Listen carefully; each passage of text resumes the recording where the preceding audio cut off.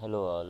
In this presentation I am going to explain general modeling operations available in Gambit, like how we can do move copy operation, how we can do a connect disconnect operation, as well as how to use the coordinate systems and all. I will also explain one important concept like coloring the entity by the entity type as well as the connectivity.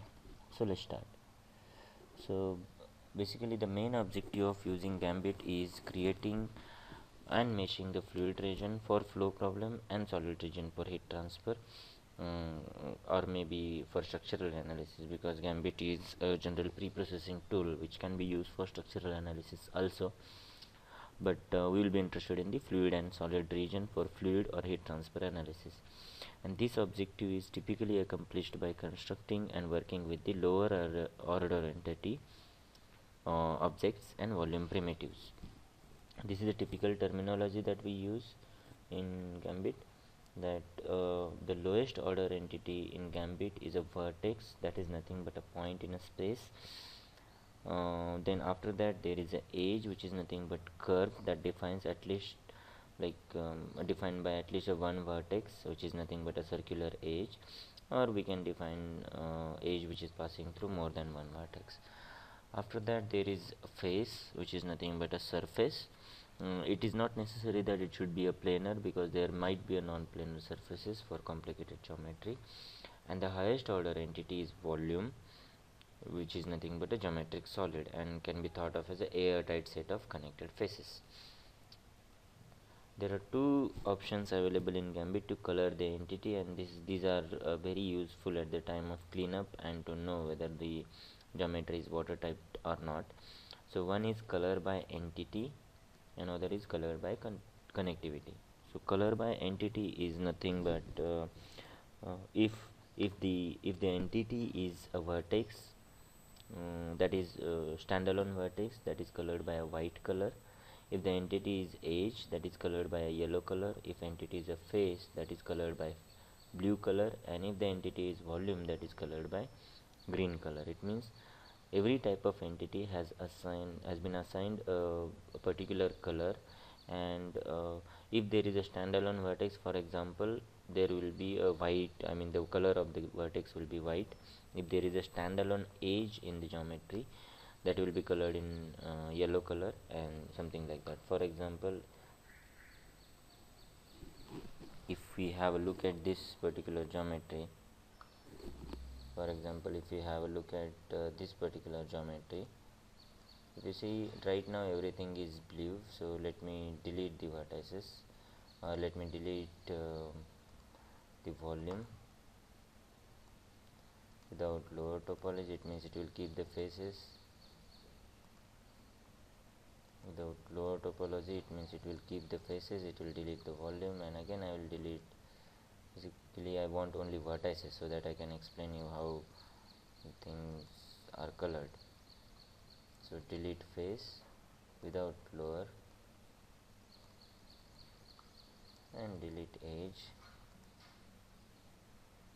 without lower. So if you see now in the geometry, what I have is standalone vertices. Standalone vertices in the sense the vertices which are not connected to any other higher order entity. Now if I create a edge, for example, if I create a straight edge between these two vertices, if I create a straight edge between the two vertices, if you see the color of that edge is yellow color. As I said, the standalone edge is colored always in yellow color, and if you notice carefully, these vertices are also colored in yellow color. It means all the entities will be given a color based on what is the highest order entity present and what is the color of the highest order entity which is present in the model. So right now the highest order entity is a edge, so the vertices which are connected to that edge is also colored in yellow color, but still the standalone vertices which are there, they are colored in a white color. Similarly, I can create edges to create a face. So this, then this, and this. Fine. Now if I create a face, as I said, a standalone face is colored in cyan color. So, or blue color, in fact the standalone vertex is in blue, standalone face is in a blue color.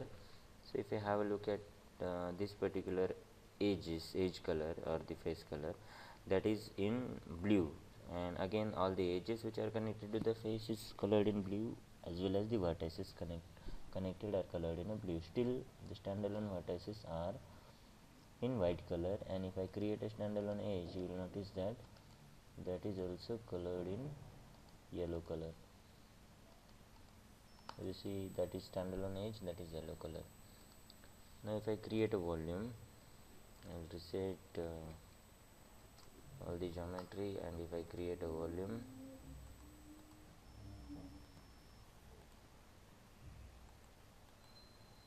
if you see now, this is a volume. It means the highest order entity which is present in the geometry is a volume, and the color of that is green, and all the things which are connected to that volume are also colored in green. So this is called as color by entity type. It means if there is a volume, it is green; if there is a face, it is blue; if there is a edge, it is yellow; and if there is a vertex, it is white. Similarly, you can actually activate the color by connectivity, in the sense to how many higher order entities these things are connected. So this is the function. So if I color by connectivity, now if you see, the coloring is not given based on the entity type, but it is given based on the to how many higher order entities the things are connected. For example, if you see, if we talk about this edge, so let's have a look at the coloring. So if you see, white is nothing but connected to 0 parent entities. It means if I have a standalone entity, it might be a vertex, it might be a edge, or it might be a face. If I have a standalone entity, it means if it is not connected to any higher order entity, then it is colored in a white color. If I have entity which is connected to one higher order entity, then it is colored in orange. If it is connected to more two higher order entities, it is blue, and then if it is more than 2, it is magenta. For example, in this geometry, if you see, in this geometry, if you talk about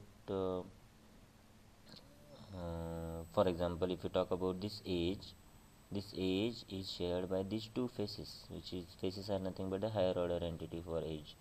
So this edge is shared by two faces, so that is colored in blue color. For example, in this case, if you see, this edge is shared by the two faces, so it is colored in a blue color. Now if you see this vertex is shared by, or is a part of a 3 edges, it is shared by 3 edges, so that is why it is colored in magenta, because more than 2 is magenta, right? More than 2, magenta connected to 3 or more than 3, so that is why it is magenta, because it is 3. Fine. Now if I create a standalone edge, if you have a look at it, I will create a standalone edge on the geometry. This is standalone vertex is a white, as I said. A standalone entity will be a white colored entity if you activate color by connectivity. Again, if you see, again standalone edge is there, that is in white color, and this vertex which is shared only by one, that is in orange color, connected to one parent entity. So this is the way what you can do is, you can actually have a look at if the things are closed or if the things are open. Fine. And this will be a very useful tool at the time of you can say cleanup activities. Fine. These are the general operation, as again which are related to undo and redo operations. By default you can have 10 undo and 10 redos, but you can always change it by changing the default. I guess we already seen this in last introductory lecture. So these undo redo buttons are located here. So this is undo and this is redo button. If you see, this is redo button. Now there are three kind of entities available in Gambit. One is called as real, entity, other is called as virtual entity, and third is called as faceted entity. Right now we will discuss in detail the real entities, because we are going to have a separate lecture on faceted entities, separate lecture on virtual entities, and very few inputs on faceted entities will be given.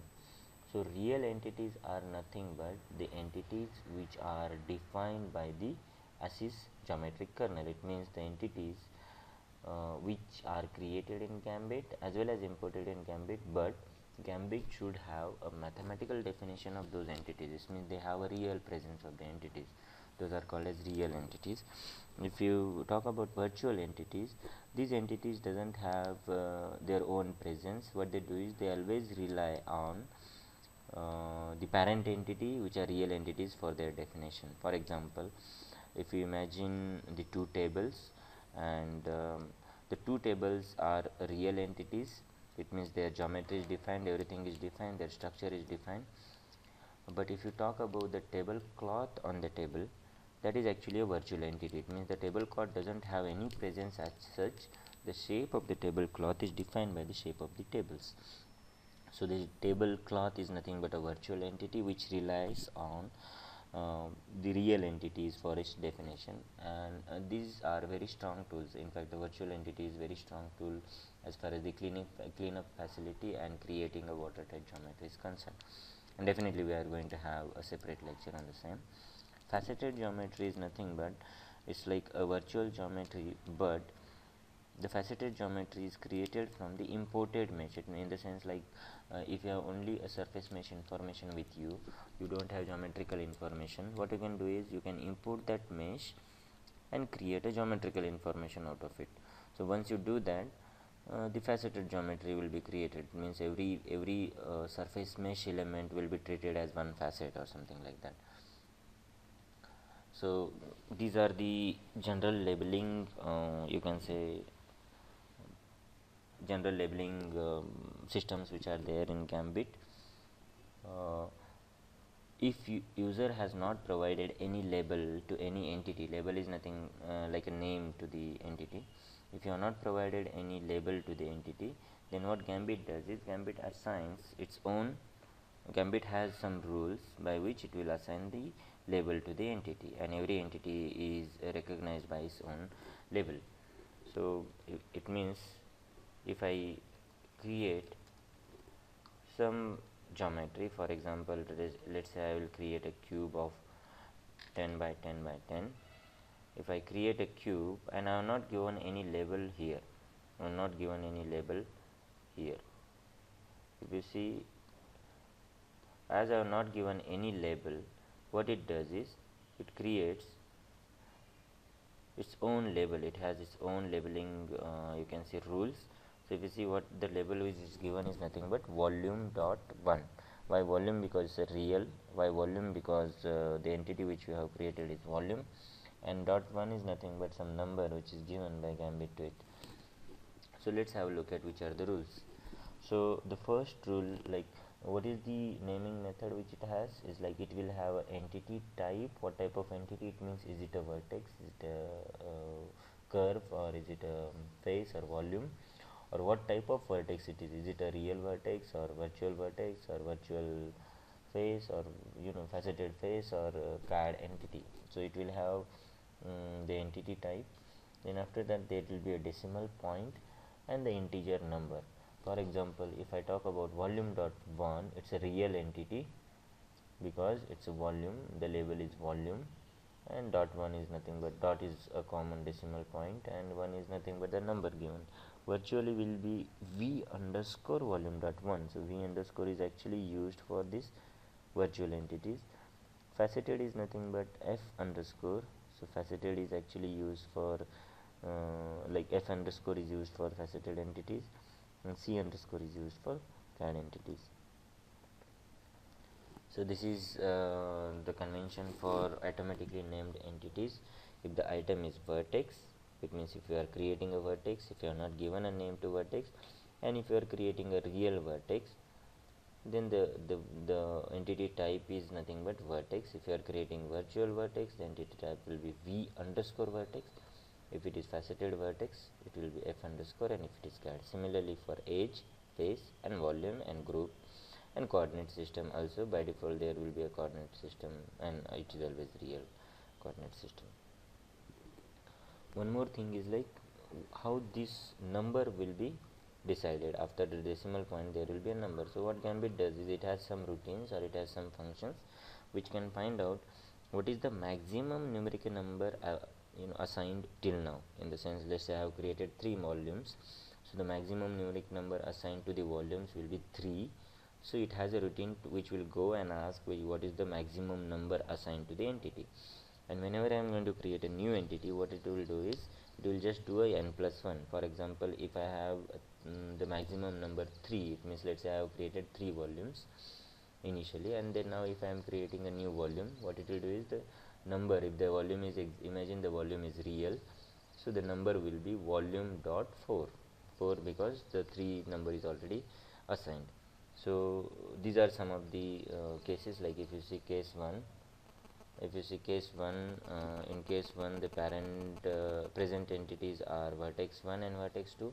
The new entity created will be vertex 3 because the maximum number assigned is vertex 2. Case 2 is let's say present entities are vertex 1, 2 and 3.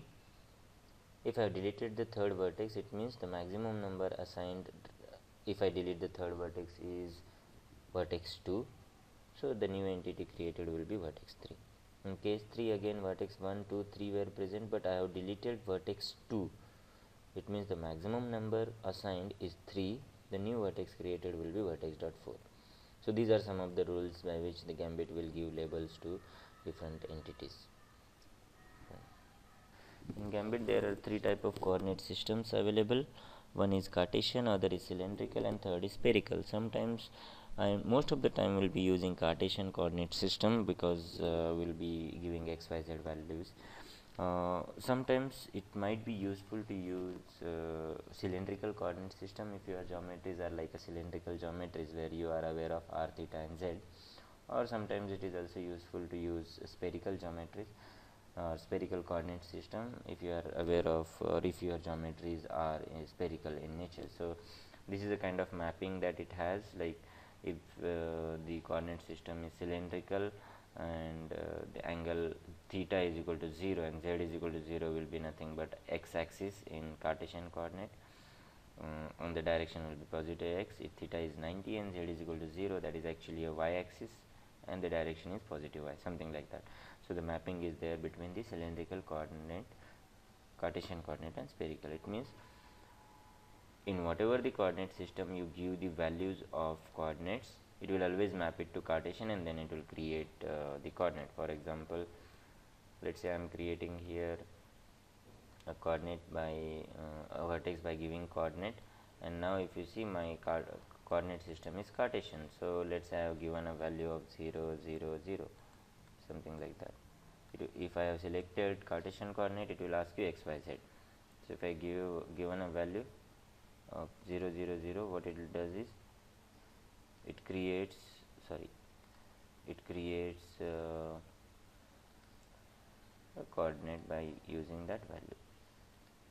So if you see here, it has created. Now if I select cylindrical coordinate system, here it will ask you what is r, theta and z. Now r, theta, z, let's say theta is 90 degree, so it automatically maps, let's say z is equal to r is equal to let's say 2, so it automatically calculates what is the value of x, y, z here.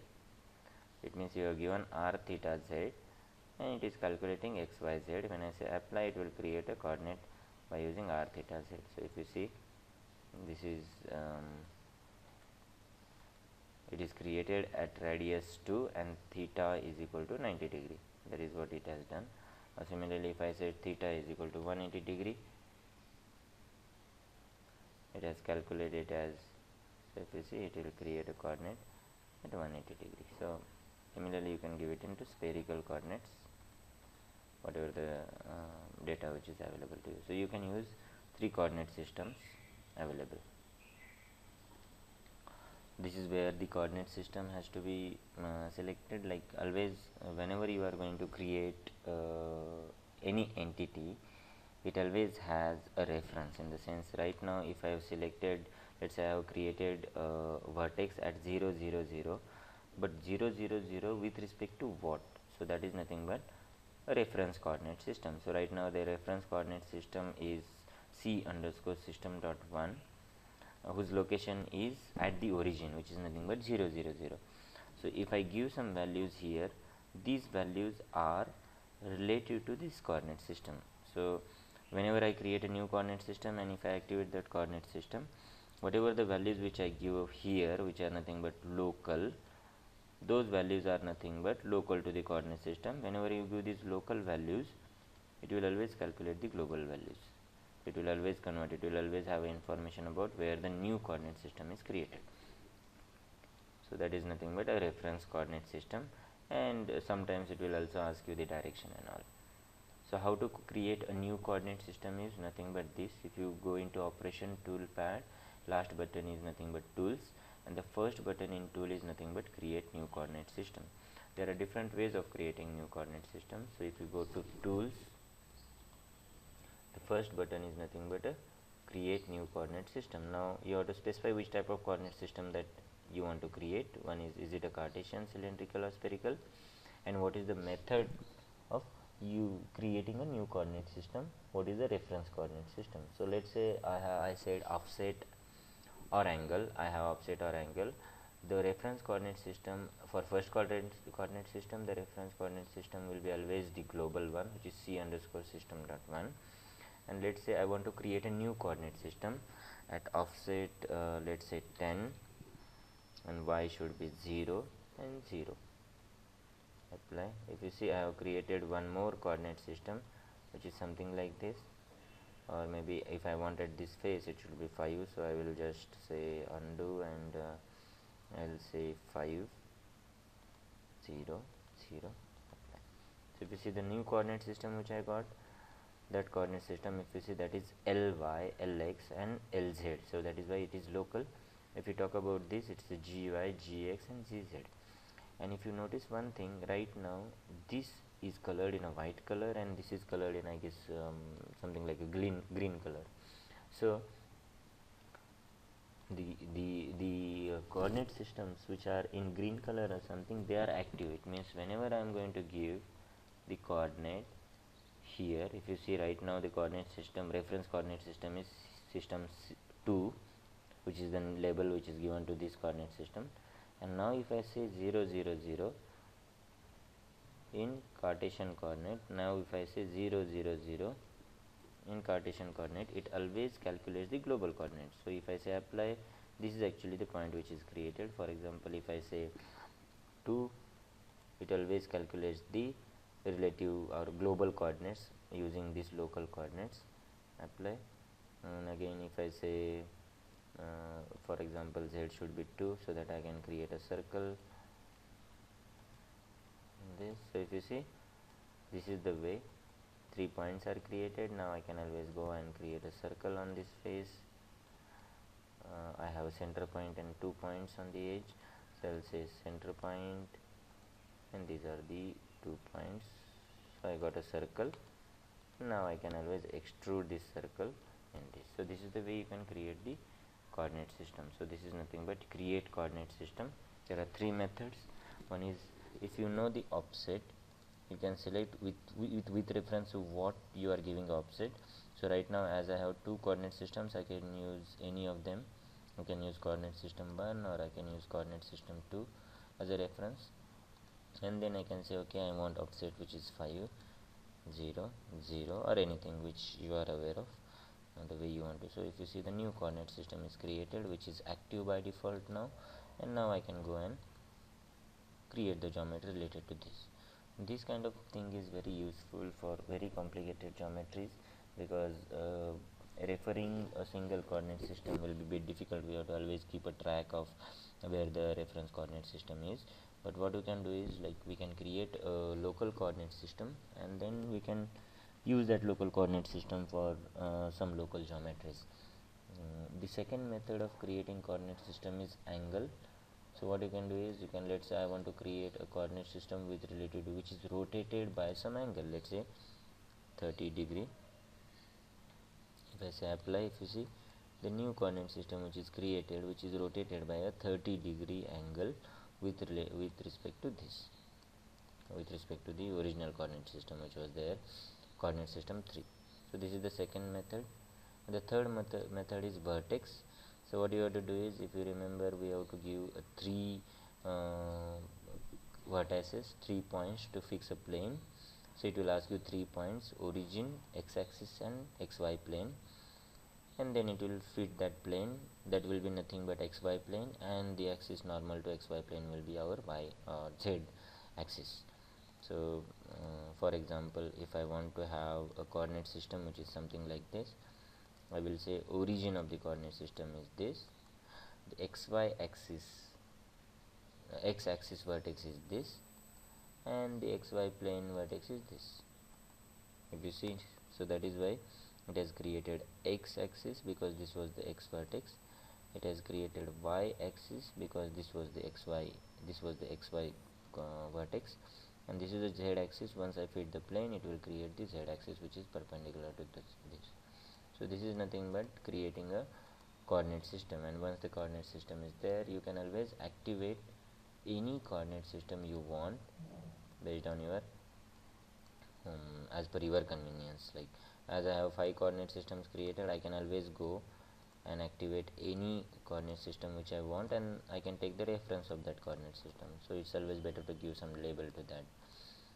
So one more function in coordinate system is, if you know that okay, we have created, let's say 6-7 coordinate systems, and by default one coordinate should be active, because let's say I want to build a model using this coordinate system. So it's always better to activate this coordinate system by default. So what I can do, I can go here and okay, I can say I want to activate this coordinate system, which is coordinate system 2. So now this coordinate system is active by default, and then whatever the model which I build, that will be relative to this model. So I can always activate and deactivate the coordinate system, or I can always change the label of the coordinate system. For example, this, I will say the label of this coordinate system is what, cylinder, because I am using it for cylinder. So now I can go and create some geometry which is related to cylinder. So that is the use of coordinate system, and this is the way how we can create coordinate system. So this is about coordinate system. Create the coordinate system. Cartesian, cylindrical and spherical are possible. It means here it is provide which type of coordinate system you want. By default it will ask you r, theta, z if it is cylindrical, or x, y, z if it is Cartesian. You can modify the coordinate system. You can set the activate coordinate system and all. We will see the use of grid. It allows us to create the vertices by clicking in the graphics display. Create coordinate system. It creates the coordinate system for use in creating a manipulating model geometry. 2 specifications are available, like system type and required. So this is the create coordinate system form. I guess we have seen this. So here you have to provide which type of coordinate system you want. Here you have to provide which type of coordinate system you want. Here you have to provide what type of data that you have for creating a new coordinate system, and here you have to, based on what is the selection method or creation method you have selected, based on that you have to give some data, and here is the location where you can give the reference for new coordinate system. So this is the coordinate system form.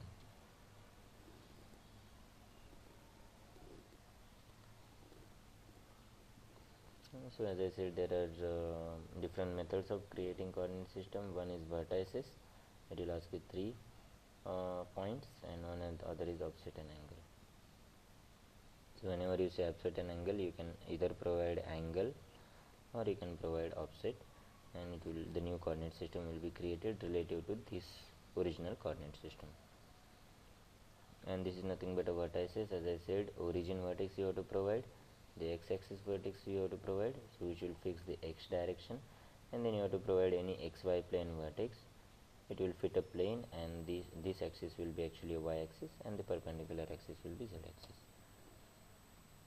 You can always modify the coordinate system. If you have created it in Cartesian coordinate by default, you can change it to any other coordinate system that you want, and you can also change the label.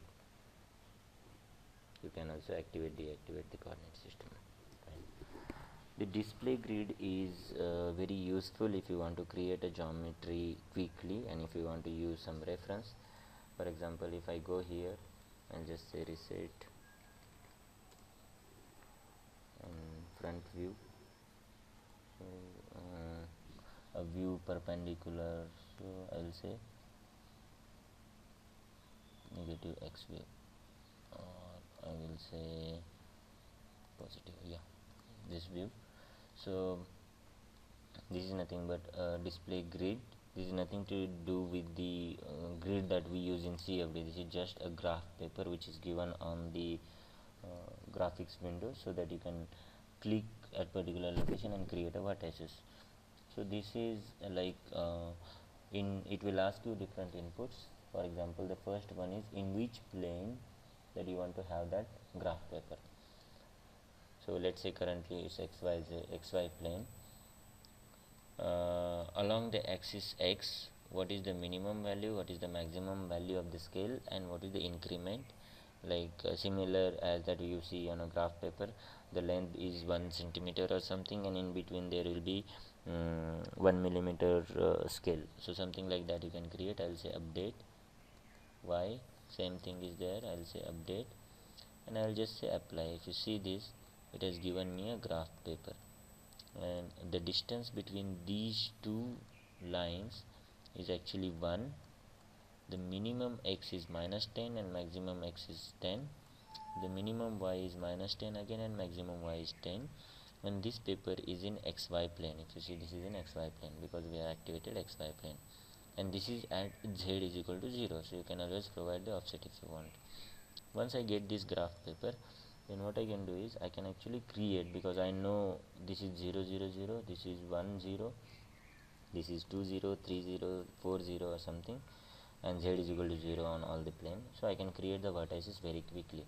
For example, if I want to create the vertex at 5 5, or let's say 5 comma 5 comma 0, so I'll say 1 2 3 4 5, and again 1 2 3 4 5. So here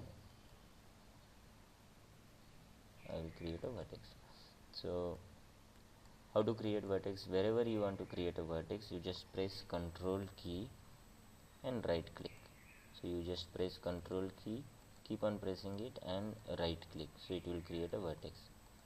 You just press a Control key and right click, so it will create a vertex. Now if you see, if I click anywhere, let's say I'm clicking somewhere here, still the vertex is snapped to the closest intersection. It means that it's a very good, in the sense we need not to worry about what is the coordinate. I mean, where I am clicking, I need not to click exactly at the intersection. I can click somewhere here which is closest to this point, and the point is created at the intersection. This is done because if you see in this form, there is something called as snap, which is active. So what it will do is, it will always snap the things or snap the vertex at the closest intersection. Now if I just deactivate this, and if I again control right click, now the vertex will be created wherever I am clicking. Now it is not going to snap it, right? So again, if I activate snap, again it will snap it to the closest vertex. Now let's say I want to have this plane. Now whatever the coordinates or whatever the vertices which are created, their z coordinate is always 0, because this graph is at z is equal to 0. Now let's say I want to create the same graph, but at z is equal to 10. Let's say apply.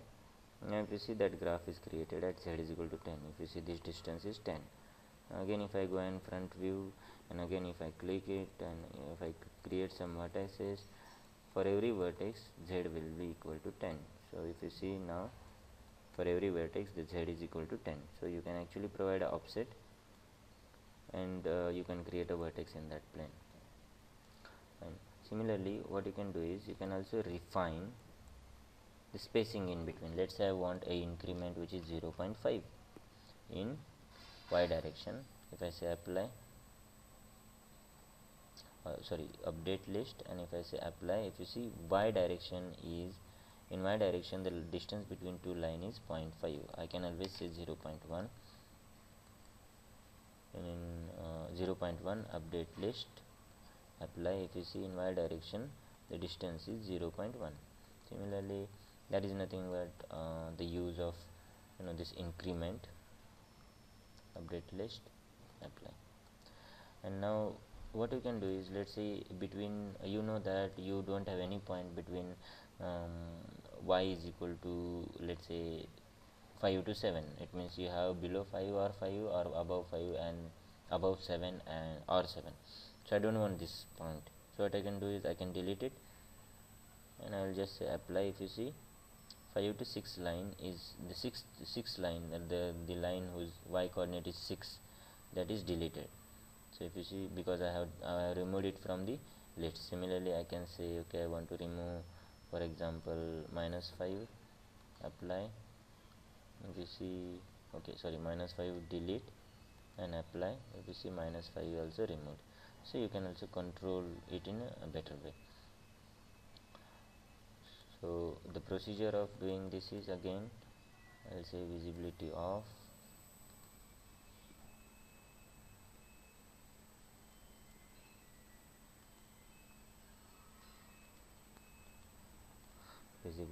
reset all the vertex, reset the geometry, and now I'll say okay, in which plane I have to activate the graph paper. Let's say it's xy plane.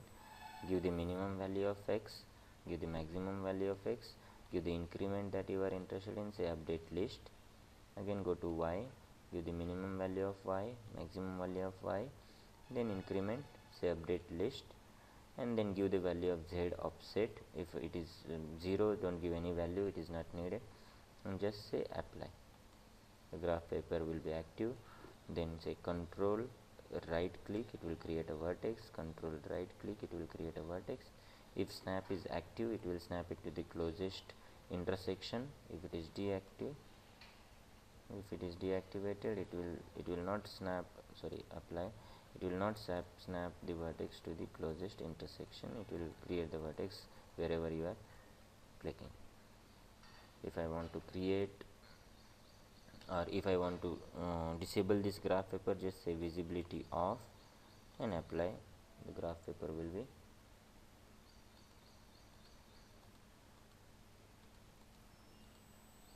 just say apply.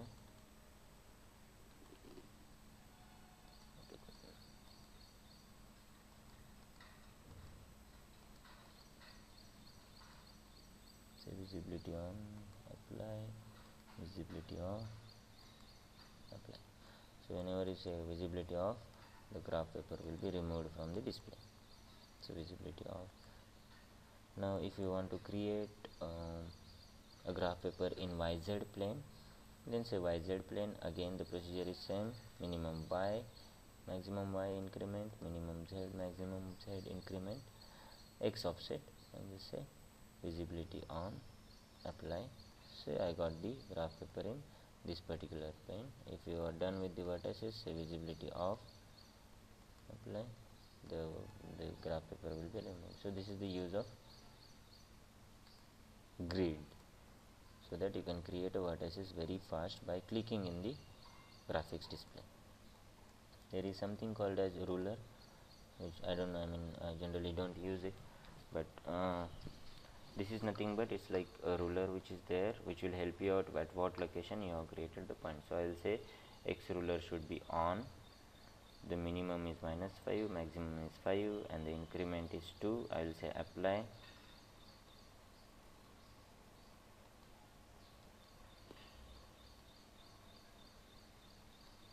Minimum is -5, maximum is 5, increment is 10, sub-interval is 2, and apply. Yeah, so we do have a ruler here. So minimum is 5, as I said, maximum is 5, and then increment is 1. You can also provide, if you say sub interval is nothing but minus 5 to 4 will minus 4 will be divided into 2 intervals. So if I say I want 1 mm, so I'll say 10, apply. So if you see, this is the ruler that you get. Similarly, you can activate Y, or you can activate Z, so that you can also have a look at the